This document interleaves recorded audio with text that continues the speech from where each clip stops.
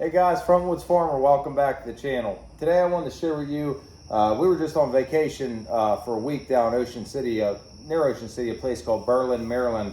And then I got back Saturday, and then Sunday I ended up having to drive to Cleveland. I didn't have to, but we found some cool marketplace finds, and I wanted to share a few of them with you. I actually went to get a J5 type, like a swivel head for the Bridgeport tracing mill. The guy was really cool. He saved the Bridgeport. He saved the Bridgeport head for me for like 2 weeks, so I had to get out there and get it.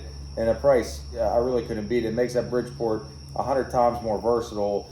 Before with the tracing head, I'll show you back here, but basically it gives you another axis of tilt on your power head of your Bridgeport. Then I'm always looking on marketplace. I was like, well, man, I'm up near Cleveland, and if you guys don't know, like Cleveland, Ohio. Warren, Ohio, it's all manufacturing, like big stuff out there, stuff that like really gets like the machinists going, man, like the old manual lathes and machines and horizontal mills. So it's like, it's worth a shot, So, I Facebook Marketplace, I'm looking around where I was in Cleveland, and we found some cool stuff. Let me flip around the camera, I'm gonna show you. Before I show you any of the marketplace finds, let me show you what I mean by swapping out these J5 Bridgeport heads. It's actually a turret assembly for a Bridgeport milling machine. If you didn't watch the channel, I could even do another story on this Bridgeport some other time, but I got this from a really good friend of mine, and he's like, I have 5 Bridgeports. Do you want to trade? I had a dual bandsaw with about a 5-inch bore cylinder. It's a huge bandsaw I probably wasn't going to get to anyway, and I was like, heck yeah, I mean, Bridgeport for trade, yeah, I mean, that's crucial for my shop. I needed one. He said, well, it's a tracing mill, so basically, you'd get a part, and I think it was computerized. I don't think it's CNC per se, but this, you would trace with this somehow, and it would do your part for you. But anyway, now that I'm using it as a manual machine, this tracing head does harm, not really any good. It's neat because you could actually, I think it's interesting. You could slide this one side or the other and offset your table if you have some really odd part, or I don't know if you'd ever even need to do that, but 99% of the times, this is missing this axis. So this head here on your standard Bridgeport turret, it goes back and forth, this and left and right. This one just does the left and right.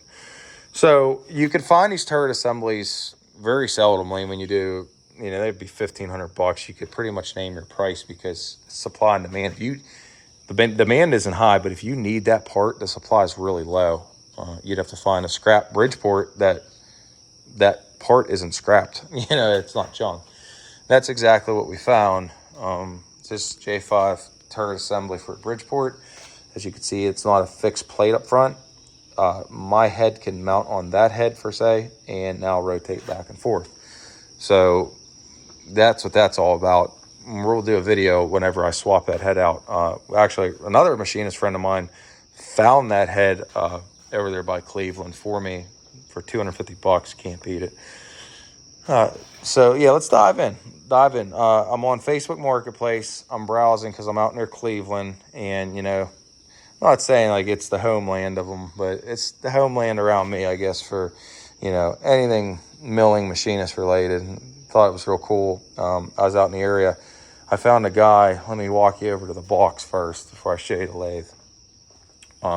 He had this box for $100, reduced to 75 R from 40, because I really couldn't see much in it. It was like all these kind of like junky looking tools, maybe some really worn out machinist tools, and he was a little upset. I offered him 40. It went to 65, and I was like, you know what, for $25, who knows what's in this box? I mean, he didn't seem like he was a professional machinist. He admitted he don't really know much about machinist works, and I figured it might be something good in there. And I seen the Chinese dial indicator, and I was like, that ain't too good. But I did see this dial indicator, and this is what made me think all the tools were junk in there, because this is a good dial indicator, but it was missing this face piece, and for some reason the face piece was just off. I think probably got knocked off during transport or exchange from owners, when somebody passed away. But got a Mighty Mag made in USA holder, and this is a Federal dial indicator, and it's pretty accurate. So I seen that, I was like, that's got to be worth $50. Well, that's why I offered him what I did, and I figured, it's a few bucks amongst friends. I told him I'd give him the 65. I show up to his house. He has a, what was it, like a Wizard reciprocating chainsaw collection. I was like, that is so cool. He had big wrenches, like just stuff that we, us on the channel, we all like. Blacksmith post vise. He's like us, but he was a contractor, and he bought and appreciated and sold stuff. And some things he wouldn't sell. So he had 2-man saws. He actually had a double-headed, double-bored chainsaw. He explained for cutting chunks of wood, I guess, to feed coal furnaces or something. But I thought that was neat. And then he decides, he goes, I know I said 65. Give me 50 bucks for the box. And I wasn't even haggling with him. Like I was like, oh, sure, I'll give you the 65. He was like, yeah, just give me 50. I thought that was cool. It had a Jacob's chuck here on a Morse taper. All these neat looking punches or whatever them are. I'll have to figure it out.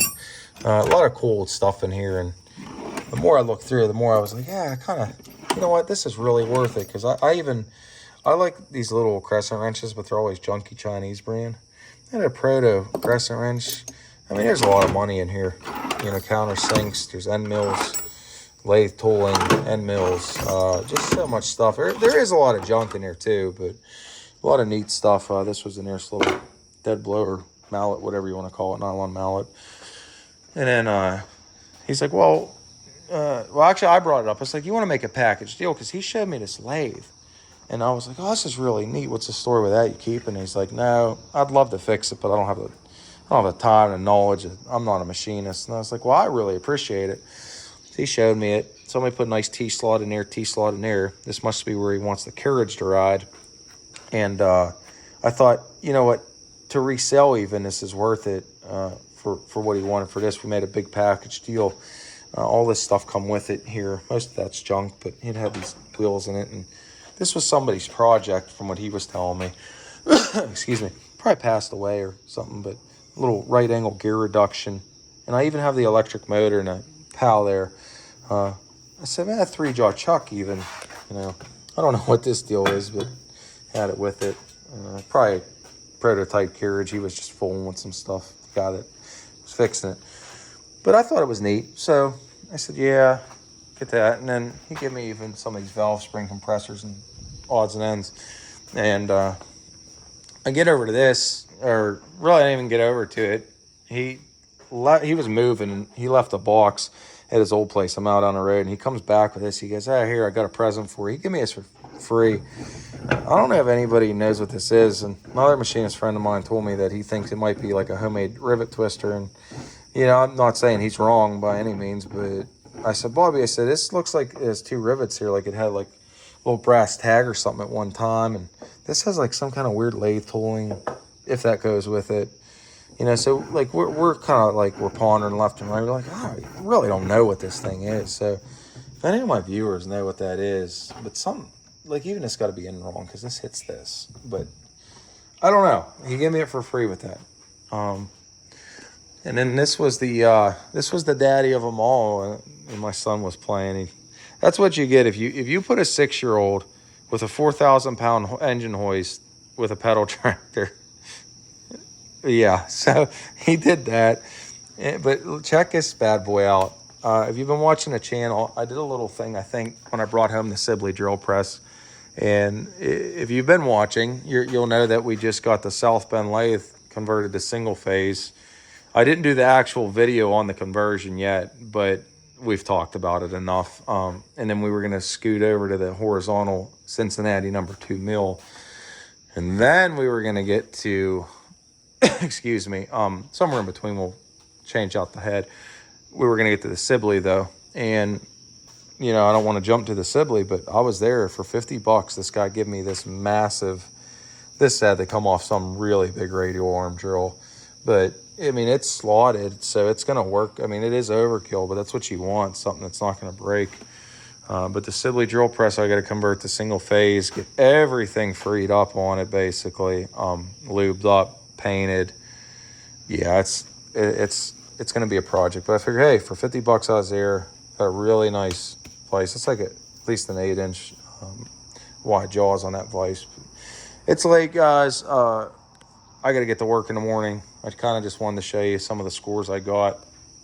If you're not subscribed to the channel and you like all this machinist stuff and blacksmithing, and I mean, I do Harley stuff, you know, small, get over here, hit and miss, small engine stuff. Hit the subscribe button, and then if you don't have a lot of time to watch videos and you don't subscribe a lot to people's channels, hit subscribe anyway, because then you could hit the bell notification next to my videos. You'll get a notification on your phone saying, hey, Frontlets Farmer posted this new videos, and you're like, oh, I don't have time, but I really like his videos. So what you do is you just click the save for later, you know, watch later, and you don't even have to do much more than that. And when it's convenient for you, you can watch my channel. Something cool that YouTube offers. So, all right, guys, Frontlets Farmer out. Thanks for watching. Have a good night.